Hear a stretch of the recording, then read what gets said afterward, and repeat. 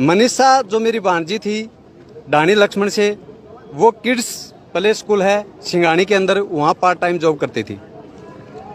वहाँ से वो 11 तारीख को 1:58 पे बाहर आती है और वो आइडियल स्कूल और कॉलेज दोनों चीज़ें हैं, उसमें बीएससी के लिए वो एडमिशन के लिए जाती हैं, फॉर्म अप्लाई करने के लिए। वहाँ लगभग ये बात घटना है 2:15 बजे की। उसके बाद उस लड़की का कोई अता पता नहीं। 6 बज के शाम को 26 मिनट पे संजय जी के पास, जो मेरा जीजा जी है, लड़की का फादर है, उसके पास रिंग आती है। मात्र 10 सेकंड का फासला देके ही वापस रिंग करते हैं तो कोई उठा ही नहीं हुआ, रिंग स्विच ऑफ हो गया। उसके बाद जैसे ही संजय जी को पता चलता है कि बच्ची मुसीबत में है, वो बस पकड़ के लुवारू से सिंगानी आते हैं। लुवारू वो पार्ट टाइम जॉब करते हैं और वहाँ आने के बाद 112 पे कॉल करते हैं। 112 पे कॉल करते हैं।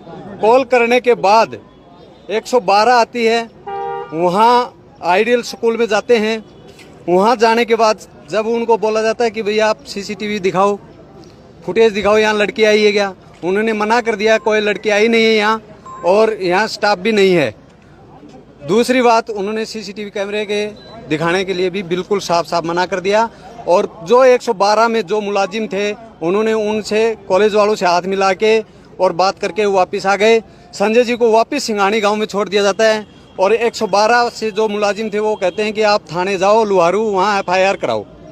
संजय जी वहाँ से आते हैं, FIR के लिए जाते हैं, FIR नहीं होती। ये घटना 11 तारीख की है, जबकि FIR रात को 12 तारीख को 7:30 बजे शाम को FIR होती है हमारी। जब थाने जाते हैं तो वहाँ भी ऐसा ही व्यवहार होता है कि मैं शब्दों में शायद ही बयां कर सकूँ।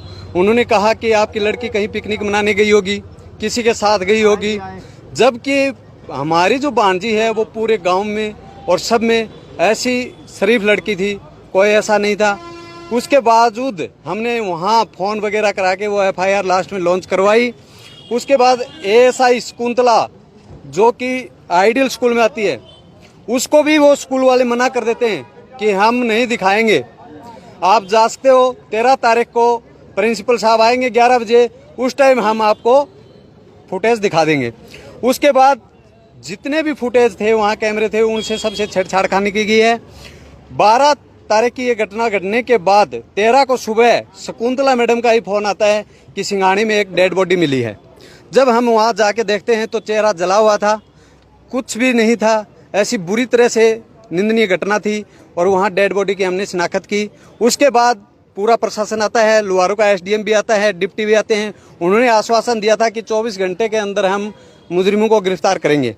तो अभी तक कोई भी गिरफ्तारी नहीं हुई है, नहीं कोई, सिर्फ आश्वासन दिया जा रहा है। और पुलिस क्या कर रही है क्या नहीं, अभी तक हमें कुछ नहीं बताया गया। पुलिस प्रशासन कोऑपरेट नहीं कर रही। कोऑपरेट करती समय पर तो, अगर समय पर पुलिस कोऑपरेट करती तो मैं दावे के साथ कहता हूँ मनीषा आज हमारे बीच में होती और उन दरिंदों को पकड़ा जाता। तो SP साहब आए, क्या आश्वासन मिला, क्या SP साहब ये बोल के गए कि हम कार्रवाई कर रहे हैं, लेकिन कार्रवाई कहाँ तक है और इसके अलावा कुछ नहीं किया। तो क्या जो SHO है उनकी जांच से संतुष्ट हैं या किसी और अधिकारी को चाहते हैं? अधिकारी को दी हुई हैं और हम तो संतुष्ट उसी टाइम होंगे जब हमारे सामने मुलजिम पेश होंगे, तब तक कोई संतुष्टि नहीं है। और हमारी मांग यही है, 112 का जो भी जाब्ता उस टाइम था उसको सस्पेंड किया जाए, लुहारू थाने को सस्पेंड किया जाए और जो भी मुलजिम है उनको जल्द से जल्द गिरफ्तार किया जाए। तब हम अंतिम संस्कार करेंगे हमारी बच्ची का, तब तक नहीं करेंगे। धन्यवाद।